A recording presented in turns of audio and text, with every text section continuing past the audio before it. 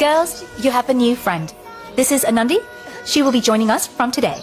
Anandi, please, take a seat. Last week, you were told to read chapter sorry. 3 from English history to today in Sweden. How dare you touch me, you filthy animal! Bloody Indian. Okay. Anandi, my dear, why are you still standing? Please, sit down. So, yes, we're talking about who discovered America. Anyone knows? One? Okay. Christopher Columbus. Christopher Columbus. Very good, Anandi. That's correct. Christopher Columbus made Four trips across Atlantic Ocean from Spain. In 1492, 1493, 1498 and 1502. He had set out to find out India, the land of gold and spices, and wanted to sail west to do so, but never did. Instead, it was America he found. That's absolutely right. Excellent.